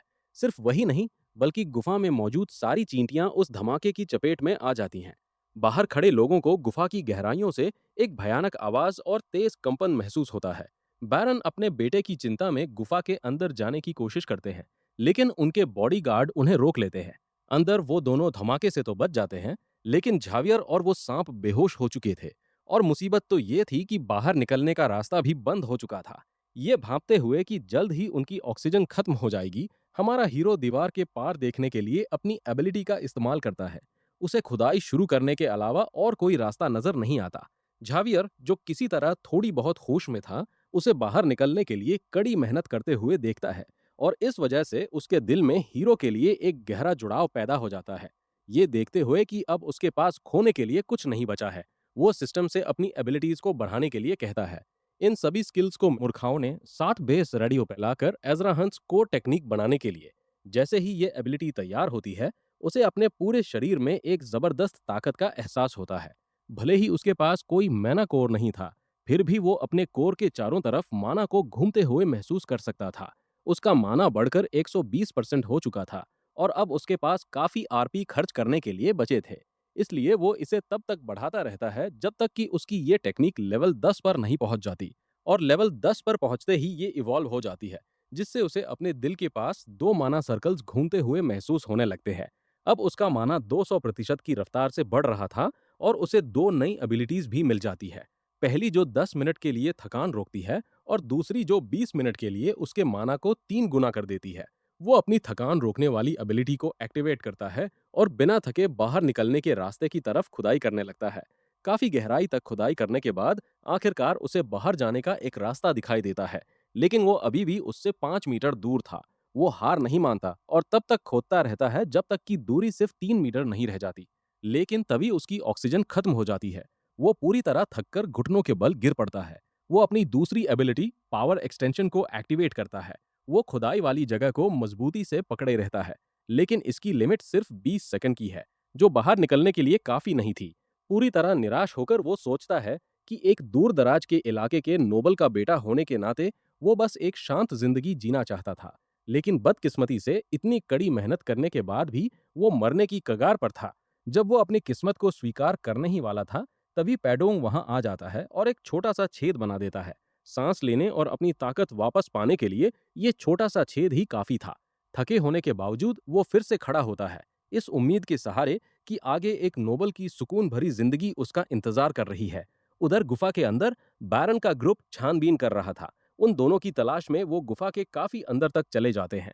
उन्हें हमारा हीरो दिखाई देता है, जो झावियर को अपनी पीठ पर लादे हुए था, जिसने अपने शरीर की सीमाओं को पार करते हुए एक तीसरी एबिलिटी हासिल कर ली थी, जिसकी बदौलत वो वहां तक टिक पाया। ये देखकर कि आखिरकार उसने अपना मकसद पूरा कर लिया है, हमारा हीरो बेहोश हो जाता है और उसका पिता उसे गले से लगा लेता है। अगले दिन पूरे शहर में इसी हादसे की चर्चा हो रही थी। जो लोग पहले लॉयड को सिर्फ एक बिगड़ा हुआ शहजादा समझते थे, वो भी उसके पक्के इरादे और उसकी बहादुरी के कायल हो जाते हैं, जिसने वहां डटकर चींटियों का सामना किया और सभी मजदूरों की जान बचाई। अपने कमरे में लॉयड आराम से सो रहा था और झावियर उस पर नजर रखे हुए था। जैसे ही उसकी आंख खुलती हैं, उसके सामने सिस्टम का एक मैसेज आता है कि लोग उसकी बहादुरी और जांबाजी से बेहद प्रभावित हैं। वो रातों रात सबका चहेता बन जाता है और उसे इसके बदले 500 आरपी मिलते हैं, जिससे जाहिर है वो बेहद खुश था। अगले दिन काम करने वाले मजदूरों का हौसला और भी बढ़ जाता है माइनिंग के काम को लेकर, और जैसे ही वो लॉयड को आते हुए देखते हैं, हर कोई उनका स्वागत करने लगता है और अपनी जान बचाने के लिए उन्हें शुक्रिया कहता है। अब वो उन्हें अपना मसीहा मानने लगे थे और उन्हें बाकी नोबल से बिल्कुल अलग समझते थे। इस हादसे को 2 हफ्ते बीत चुके थे और भले ही तब से सब कुछ शांत था, सुरक्षा को सबसे ऊपर रखते हुए हमारा हीरो माइन के आसपास जांच करने का फैसला करता है। झावियर उससे पूछता है कि जब वो किसी भी मजदूर को भेज सकते थे, तो खुद ये खतरनाक काम क्यों कर रहे हैं। वो झावियर को बेवकूफ बताते हुए कहता है कि खतरनाक कामों की जिम्मेदारी उसे खुद उठानी चाहिए, ताकि अगर वो बहुत सारा पैसा खर्च भी करे तो कोई कुछ बोल ना पाए। चलते चलते वो टनल के आखिरी छोर पर पहुंच जाते हैं और झावियर वापस चलने को कहता है। तभी हमारे हीरो को अपनी एबिलिटी से कुछ दिखाई दे जाता है। वो जांच करने के लिए खुदाई शुरू कर देता है, क्योंकि हो सकता है वहां चींटियों के कुछ ऐसे अंडे हों जो अभी तक फूटे ना हों। वहां उसे कुछ ऐसा मिलता है जिसकी उम्मीद किसी को नहीं थी, एक ऑर्क, जो कई दूसरे जानवरों के साथ वहां फंसा हुआ था, जिन्हें शायद बाद में खाने के लिए बचाकर रखा गया था। झावियर कहता है कि ये खतरनाक लग रहा है और वो उसे तुरंत खत्म करने की सोचता है, लेकिन हमारा हीरो उसे रोक देता है। लॉयड पूछता है कि क्या ये मर चुका है, तो झावियर बताता है कि चींटियों की आदत होती है कि वो जिसे भी खाना चाहती हैं, उसे सिर्फ पैरालाइज करके छोड़ देती हैं। ये सुनकर हमारा हीरो एक शैतानी मुस्कान देता है और कहता है कि ये तो सच में एक जबरदस्त इनाम है। हवेली वापस आने पर वो ऑर्क होश में आ जाता है। उसका नाम हीरोश था और वो कहता है कि वो अपनी जान बचाने वाले को कभी नहीं भूलेगा। और कबीले के सरदार का बेटा होने के नाते हीरोश कहता है कि अपनी जान बचाने के बदले वो लॉयड के लिए कुछ भी करने को तैयार है। असल में हमारे हीरो ने इसी फायदे के लिए उस हरे रंग के जीव की मदद की थी। हमारा हीरो माइन में काम करने के लिए 120 ऑर्क मजदूरों की मांग करता है। ऑर्क इस मांग को ठुकरा देता है, क्योंकि ऑर्क्स योद्धा होते हैं और उन्हें सिर्फ एक योद्धा ही हुक्म दे सकता है। युवा लॉयड के योद्धा न होने के कारण वो मजदूर मिलने पर भी उन्हें कोई हुक्म नहीं दे पाएगा। दरअसल ऑर्क कबीले में बड़ा होने पर एक मॉन्स्टर चींटी का सिर लाना जरूरी होता है, लेकिन हीरोश से टनल में एक गलती हो गई और वो खुद ही पैरालाइज हो गया। हमारा हीरो इस मौके को इतनी आसानी से हाथ से जाने नहीं देना चाहता था, इसलिए वो सबसे पहले उसे वयस्क ऑर्क बनने की बधाई देता है। हीरोश उदास होकर कहता है कि वो तो किसी मॉन्स्टर चींटी को पकड़ ही नहीं पाया। हमारा हीरो दीवार पर टंगे सिर की तरफ इशारा करते हुए कहता है कि उन्होंने मिलकर चींटियों की रानी का शिकार किया था। वो विशालकाय ऑर्क कहता है कि उसे इतनी बड़ी चींटी पकड़ने की कोई बात याद नहीं है। इस पर हमारा ये झूठा हीरो कहता है कि वो नज़ारा वाकई हैरान करने वाला था, क्योंकि जब वो चींटियों की टनल में गया था तो रानी डर के मारे कांप रही थी। जहां एक तरफ झावियर उसके इस सफेद झूठ को सुन रहा था, वहीं वो ऑर्क मान लेता है कि वो दोनों सच में महान योद्धा हैं और उन्होंने मिलकर ही उस रानी को पकड़ा था। वो और मेरे पीए से श्रीम कहता है कि वो उन्हें अपने कबीले में शामिल करवाएगा। एक हफ्ते बाद स्टील सैंड कबीले के गांव में हमारा हीरो, जो वहां तक का एक लंबा सफर तय करके आया था, वहां उसे पता चलता है कि ऑर्क सरदार ने उसकी मांग ठुकरा दी है, जिससे हैरान होकर वो इसकी वजह पूछता है।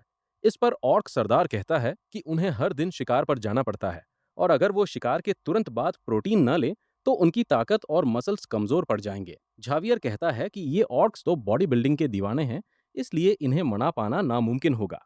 हमारा हीरो उनसे पूछता है कि क्या कोई ऐसा तरीका है जिससे मांस को खराब होने से बचाया जा सके, ताकि उन्हें 3 दिनों से ज्यादा समय तक शिकार पर न जाना पड़े।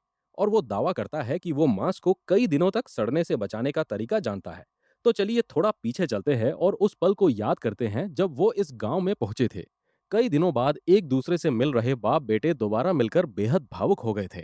वो दोनों एक दूसरे की तरफ दौड़ते हैं और गले लगा लेते हैं। उनके गले मिलने का असर ही इतना जबरदस्त था कि चारों तरफ हवा का एक तेज झोंका सा चल पड़ा। लॉयड कहता है कि अगर कोई उन दोनों के बीच आ जाता तो उसका कीमा बन जाता। हमारा हीरो सोचता है कि अगर इन दोनों की मदद से उसे 120 मजदूर मिल गए तो काम की रफ्तार 100 गुना बढ़ जाएगी। लेकिन सिर्फ यही एक चीज नहीं थी जिसने उसका ध्यान खींचा था। जब हीरो जश्न मनाने के लिए एंट क्वीन का कटा हुआ सिर लेकर आया तो वहां ऑर्क स्क्वैट्स लगाने के लिए सोने की भारी भरकम चीजों का इस्तेमाल कर रहे थे। ये देखकर लॉयड हैरान रह जाता है और सोचने लगता है कि इन्हें ये सब मिला कहां से। ऐसा लग रहा था जैसे उन्होंने इसे कहीं से चुराया या छीना हो। इसी वजह से वो ऑर्क कबीले के सरदार के साथ एक सौदा करता है, ताकि उसे मजदूर और खजाना दोनों मिल सकें। झावियर कॉन्ट्रैक्ट को पढ़ते हुए देखता है कि वो लोग पत्थर का एक कोल्ड स्टोरेज बनाने वाले हैं। इसका मतलब ना समझ पाने की वजह से वो लॉयड से पूछता है। शाही परिवार तो खाना सुरक्षित रखने के लिए बर्फ के जादू का इस्तेमाल करता है। वो जो करने जा रहे हैं वो भी कुछ ऐसा ही है, लेकिन बिना किसी जादू के। इसे बनाने के लिए उन्हें ग्रेनाइट नाम के एक खास पत्थर की जरूरत होगी, जो बहुत मजबूत होता है और उसे निकालना काफी मुश्किल काम है। वैसे तो इन पत्थरों को निकालने के लिए डायनामाइट की जरूरत पड़ती, लेकिन उसके ठीक बगल में ही एक इंसानी डायनेमो खड़ा था। झावियर के चेहरे के हाव भाव देखकर ही समझ आ जाता है कि वो पहले ही जान चुका है कि उसका फिर से इस्तेमाल होने वाला है। कहानी के एक मुख्य हिस्से में नामरीम शहर के अंदर वहां की पूरी आबादी एक जादुई बैरियर में फंस गई थी और इसी शहर में हजारों शरणार्थी मौजूद थे जिन्हें बचाना झावियर की जिम्मेदारी थी। उस वक्त झावियर एक ऐसा स्वॉर्ड मास्टर था जिसके माना हार्ट के चारों तरफ 4 कोर घूम रहे थे। उस लाचारी के पल में उसने अनजाने में ही एक नई स्किल बना डाली थी। उस टकराव से हुआ धमाका इतना जबरदस्त था कि जादुई बैरियर को तबाह करने के साथ साथ वो उसकी सबसे खास तकनीकों में से एक बन गया। लॉयड उसे इस तकनीक के बारे में समझाता है जिसका वो इस्तेमाल कर सकता था। झावियर फिर से पूछता है कि उसे इस बारे में कैसे पता, लेकिन हमारा हीरो बात टालते हुए कहता है कि उसे बस अचानक इसका ख्याल आ गया। भले ही उसे ये तकनीक सिखाने का असली मकसद उसका इस्तेमाल करना था, पर अगर वो इसे सही से कर पाता तो उसकी ताकत बहुत ज्यादा बढ़ जाती। एक कोर से अपने माना हार्ट की रक्षा करते हुए और बाकी 3 को घुमाते हुए वो चट्टान पर एक जबरदस्त धमाका करता है। ये धमाका इतना तेज था कि उसके सारे कपड़े फट गए और बाल भी बिखर गए।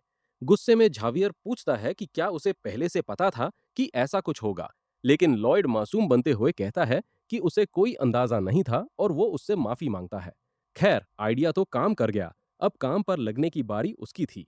झावियर अपनी नाइट वाली इज्जत की दुहाई देता है कि अब उससे कंस्ट्रक्शन का काम कराया जा रहा है। लेकिन हमारा हीरो समझ जाता है कि ये बस उसका शुक्रिया अदा करने का अपना तरीका है।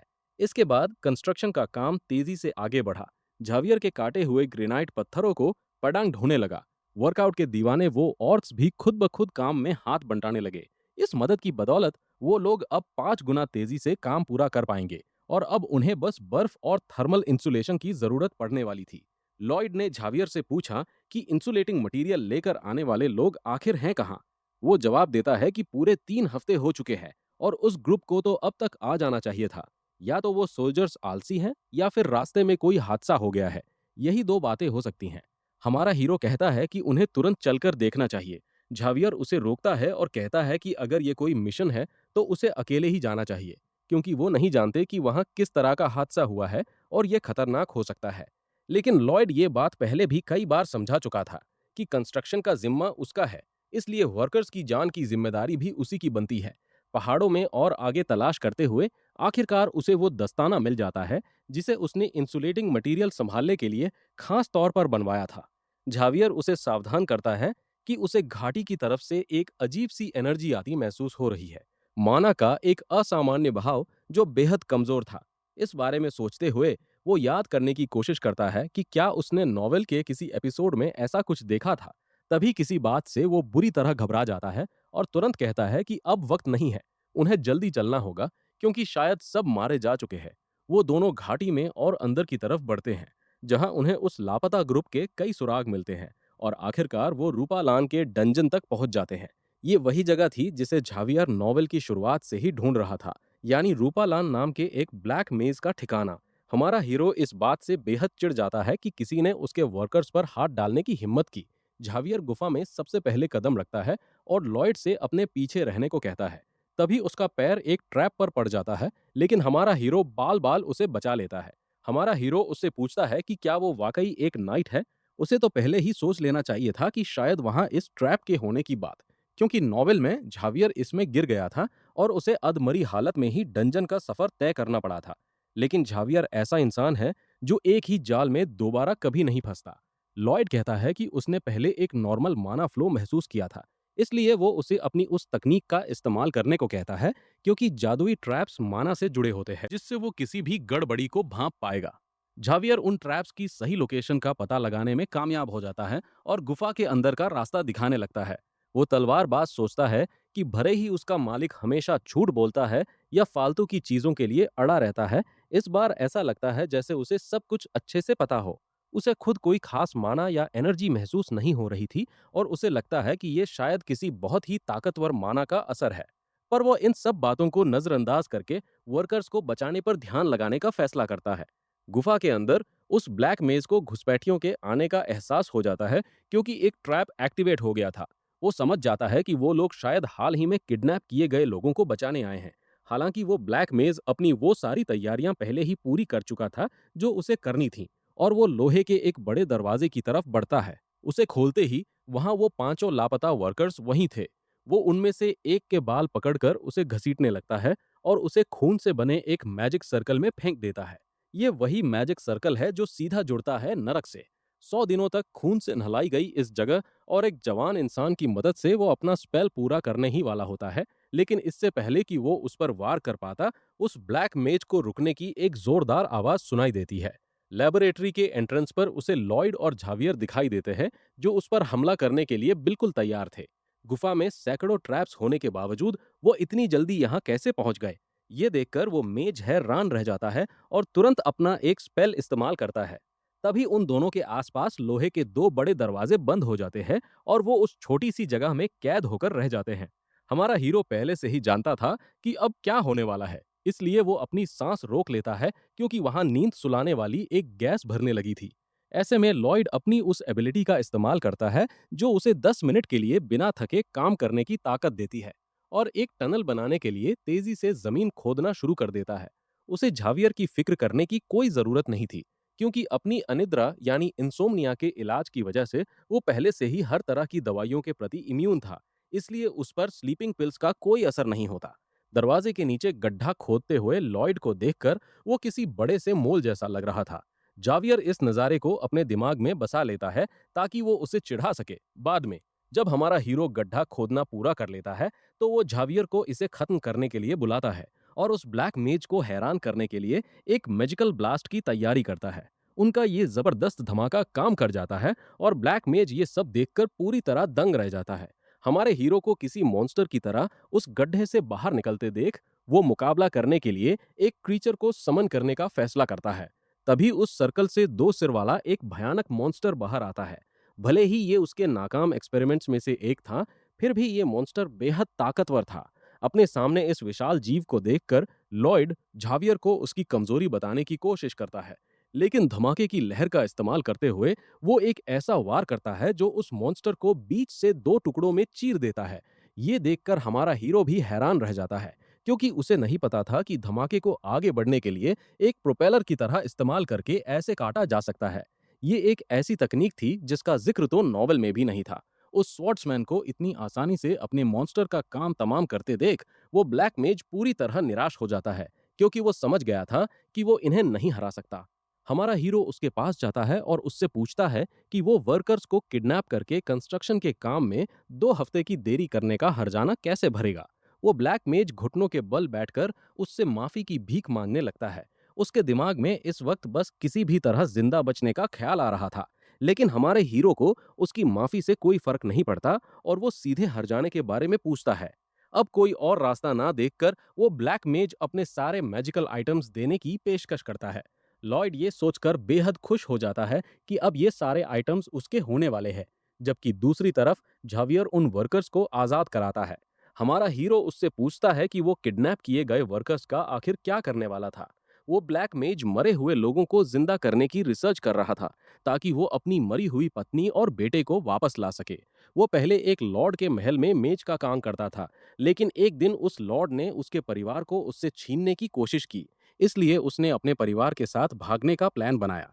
पर लॉयड उसकी इस कहानी को बीच में ही काट देता है, क्योंकि उसे उसकी इस दुख भरी कहानी को सुनने में कोई दिलचस्पी नहीं थी।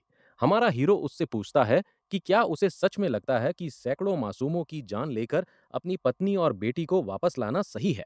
अपने इस स्वार्थी मकसद के लिए उसने ना जाने कितने हंसते खेलते परिवारों को तबाह कर दिया था। ऐसा करने के बाद उसे सिर्फ और सिर्फ एक सीरियल किलर ही कहा जा सकता है। लॉयड कहता है कि वो अपने मैजिकल टूल्स लेने बाद में वापस आएगा और वहां से जाने के लिए मुड़ जाता है। साथ ही वो उसे चेतावनी देता है कि आगे से वो किसी को नुकसान न पहुंचाए। वो ब्लैक मेज उसकी इस दयालुता को देखकर हैरान रह जाता है और अपनी जान बख्शने के लिए बार बार उसका शुक्रिया अदा करने लगता है। नॉवेल की कहानी में भी झावियर ओहोश्वेरे आड़ो यमे भाई उस ब्लैक मेज को माफ कर देता है और उसे अपनी लैब से बाहर निकाल देता है।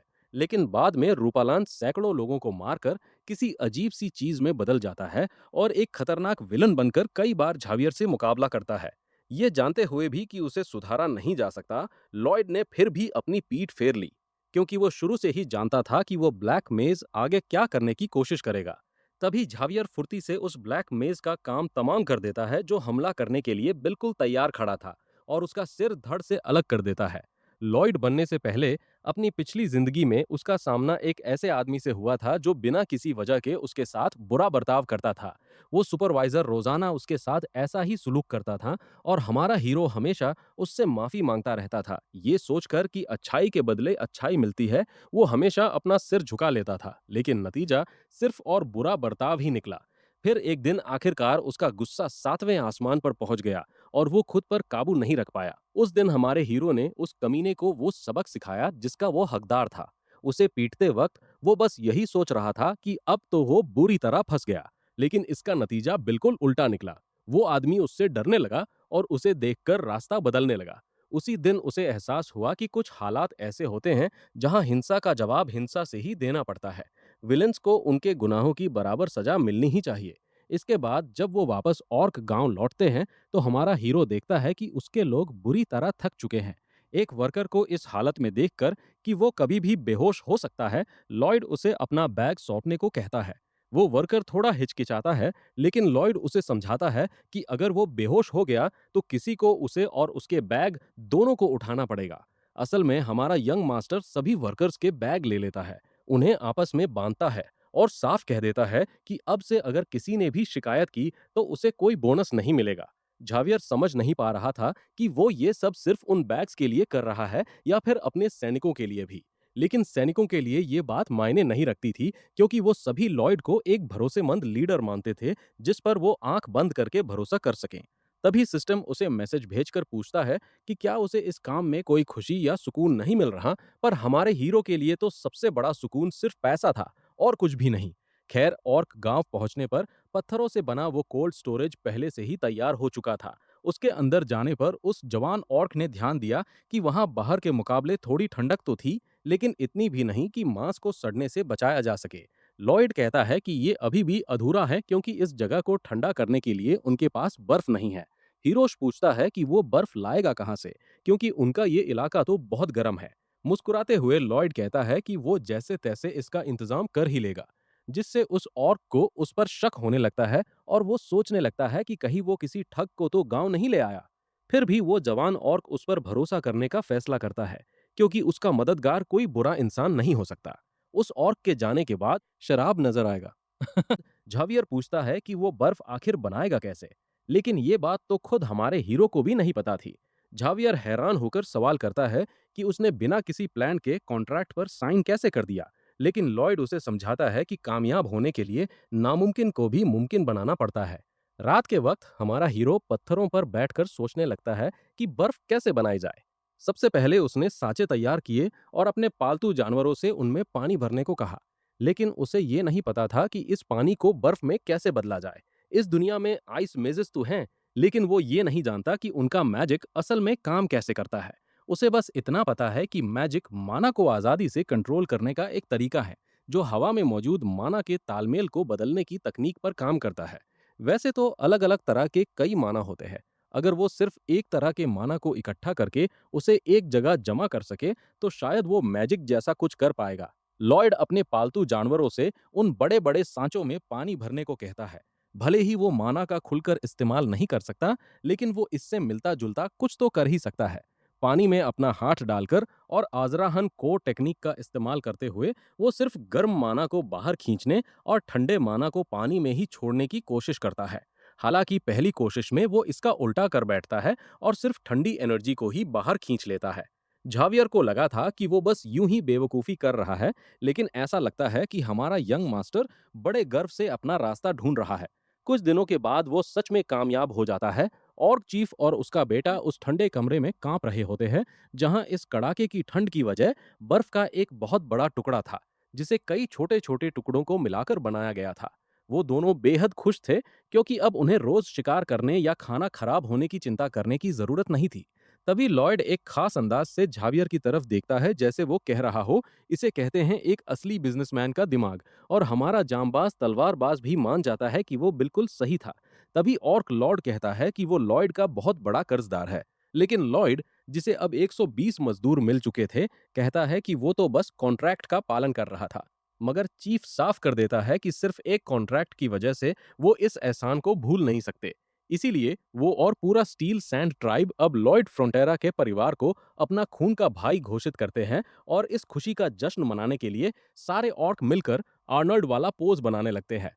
अब फ्रोंटेरा परिवार के सारे दोस्त उनके भी दोस्त होंगे, और उनके सारे दुश्मनों को पूरे कबीले का दुश्मन माना जाएगा। हमारा हीरो ये देखकर काफी खुश होता है और बदले में अपनी थोड़ी बहुत बॉडी दिखाने लगता है। एक हफ्ते के बाद जब वो शहर पहुंचते हैं, तो लोगों का रिएक्शन बिल्कुल वैसा ही था जैसी उम्मीद थी। जाहिर है, 120 तगड़े और खूंखार ऑर्क्स को शहर में आते देख हर कोई बुरी तरह डर गया था। लॉयड सोचने लगता है कि क्या उसे लोगों को शांत करने के लिए पहले ही कोई अनाउंसमेंट कर देनी चाहिए थी। पर शायद उससे भी कोई फायदा नहीं होता, क्योंकि उसके माता पिता भी, जिन्हें ऑर्क्स के आने की खबर थी, बुरी तरह डरे हुए थे। ऑर्क गांव से मिले पॉइंट्स के अलावा डार्क मेस से मजदूरों को बचाने की उसकी कहानी भी चारों तरफ फैल चुकी थी, जिसकी वजह से अब उसके पास कुल 951 पॉइंट्स हो गए थे। बैरन ने कहा कि वो ऑर्क्स के हथियारों को बेचने के लिए अमीर व्यापारियों की तलाश करेंगे। अब बस ये पता लगाना बाकी था कि उस डार्क मेज की जादुई चीजों का इस्तेमाल कैसे किया जाए। तभी एक किताब के पन्ने पलटते हुए लॉयड को कुछ ऐसा मिलता है जो इतना हैरान करने वाला था कि वो तुरंत भागता हुआ खदान की तरफ जाता है, जहां वो उस डिफॉल्टर को हर जगह ढूंढता है और उससे कहता है कि उसके पास एक बहुत बड़ी खुशखबरी है। कॉन्ट्रैक्ट की वो शर्त जिसमें उसे 520 साल काम करना था, वो तो बस एक मजाक थी, क्योंकि किसी इंसान का इतने लंबे समय तक जिंदा रहना मुमकिन ही नहीं है। लेकिन अब उसे इस बात की चिंता करने की बिल्कुल जरूरत नहीं है, क्योंकि उसे एक ऐसा स्पेल मिला है जो किसी के शरीर को भूत बनाकर उसे कंट्रोल कर सकता है। यानी अब वो पूरे 520 साल तक काम कर पाएगा। हमारा हीरो उससे पूछता है कि यहाँ सिर्फ वही क्यों खुश दिख रहा है, और उसे मुस्कुराने के लिए कहता है। वो बेचारा डिफॉल्टर भी बेबसी के आंसू बहाते हुए जबरदस्ती मुस्कुराने की कोशिश करता है। लॉयड की ये हरकतें इतनी बेरहम थीं कि खुद सिस्टम भी कह देता है कि नर्क का राजा भी उसकी इस पर्सनालिटी का दीवाना हो गया है। इसके बाद हवेली वापस आकर कुछ ऐसी बातें थीं जिन पर उसे बैरन से खुद मिलकर चर्चा करनी थी। वो उन्हें हर जगह ढूंढता है, लेकिन तभी एक नौकरानी बताती है कि बैरन से मिलने कुछ सूदखोर आए हुए हैं। ठीक उसी पल लॉयड के चेहरे के हाव भाव पूरी तरह बदल जाते हैं। साफ था कि उसने उनके लिए कुछ बहुत बड़ा सोच रखा है। उधर मीटिंग रूम में वो सूदखोर बैरन को मनाने की कोशिश बैरन को इस बात के लिए मना रहे हैं कि वो अपनी खदान उनके हवाले कर दे, और बदले में उन्हें शुरुआती कर्ज का सिर्फ 10% ही चुकाना पड़ेगा। जब बैरन इस बारे में चुपचाप सोच ही रहे होते हैं, तभी हमारा हीरो दरवाजा खटखटाता है और अंदर आने की इजाजत मांगता है। इस बार लॉयड उनसे बात करने के लिए काफी दोस्ताना अंदाज में आता है। वो तुरंत उसे अपना कॉन्ट्रैक्ट दिखाते हैं और कहते हैं कि वो उन्हें दोबारा घर से बाहर नहीं निकाल पाएगा। वो अपनी एक्टिंग जारी रखता है और बड़े ही विनम्र तरीके से एक सुझाव देने की बात कहता है। वो साफ मना कर देते हैं, लेकिन लॉयड अपनी बात जारी रखता है, जिससे वो काफी चिढ़ जाते हैं। लॉयड आगे कहता है कि अगर उसने अपना सुझाव नहीं दिया तो इससे वो खुद थोड़ा चिढ़ जाएगा। ठीक उसी पल उसके पीछे वो जवान ऑर्क गुस्से में लाल पीला होकर आता है और पूछता है कि किसने उसके भाई को चिढ़ाया है। वो दोनों सूदखोर बुरी तरह डर जाते हैं उस ऑर्क से, लेकिन लॉयड उसे कहता है कि वो चिंता न करे, क्योंकि ये लोग उसका सुझाव मान लेंगे। मीटिंग खत्म होते ही वो दोनों सूदखोर हवेली से दुम दबाकर भाग खड़े होते हैं। लॉयड अपने पिता से कहता है कि वो इस कर्ज को पूरी तरह गायब करना चाहता था, लेकिन चूंकि ऐसा करना एक जुर्म होगा, इसलिए उन्हें इसी नतीजे से संतोष करना होगा। वो ये भी बताता है कि बिटुमिनस कोल निकालने का काम बहुत बढ़िया चल रहा है, मगर अब उनके सामने एक और बड़ी मुसीबत खड़ी हो गई थी। ये ऑर्क्स एक आम इंसान के मुकाबले 10 गुना ज्यादा खाना खाते हैं, और अगर उन्होंने इसका कोई हल नहीं निकाला तो उनके सिर पर और भी ज्यादा। चलिए, आज के लिए बस इतना ही। अगर वीडियो अच्छी लगी हो तो लाइक कर दीजिए, सब्सक्राइब भी कर दीजिए। नहीं भी लगी हो तो प्लीज कर ही दो भाई के लिए, क्योंकि मेरी नींद तो अब रिफंड होने से रही। इतनी रातों तक एडिट किया है कि डार्क सर्कल्स ने अब आधार कार्ड बनवा लिया है। चलिए चलता हूँ, अगली कहानी एडिट करनी है। तब तक खुश रहिए, मुस्कुराते रहिए और टाइम पर सो लिया कीजिए।